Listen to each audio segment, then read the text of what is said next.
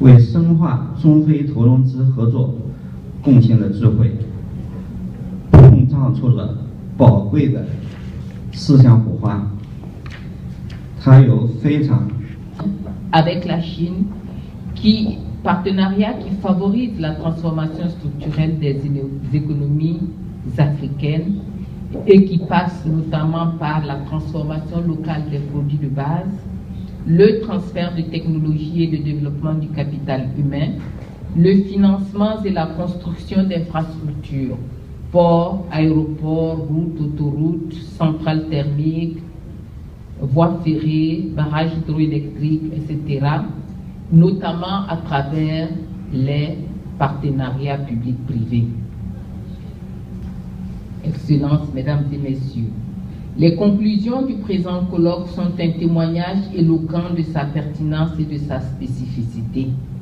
Ce colloque a également confirmé la présence de la Chine comme un partenaire de premier plan en Afrique. Du reste, les échanges ont confirmé l'intérêt du partenaire chinois à prendre en compte les recommandations formulées pour un partenariat mutuellement bénéfique. Permettez-moi donc de retenir avec vous quelques-unes de ces recommandations très instructives tirées des débats et des échanges enrichissants qui vont venir certainement compléter les différentes conclusions qui ont été indiquées tout à l'heure par son Excellence Monsieur l'ambassadeur de la République populaire de Chine en Côte d'Ivoire. Ces quelques recommandations, je cite: l'identification des risques liés au taux de change, aux fonciers, aux dépenses fiscales et sécuritaires sur les investissements en Afrique, le développement de pôles industriels et des zones économiques spéciales comme moteur de l'industrialisation et les arrimer à des centres d'excellence et des programmes de formation de qualité, l'amélioration de la fluidité des échanges financiers pour répondre à la nouvelle dynamique de renforcement des partenariats avec l'Afrique, l'amélioration des conditions de travail, de transfert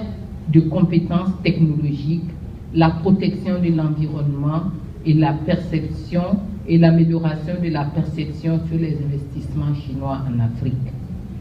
La coopération avec la Chine devrait également tenir compte des défis démographiques du continent, en particulier la création d'emplois décents pour les jeunes et les femmes.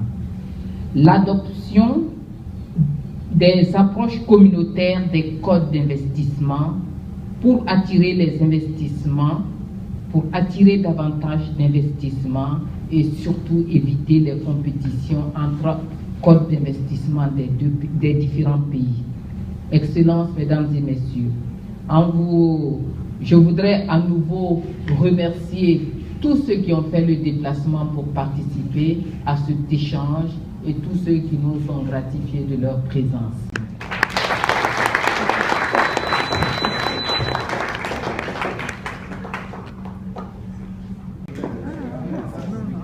Tu es expert.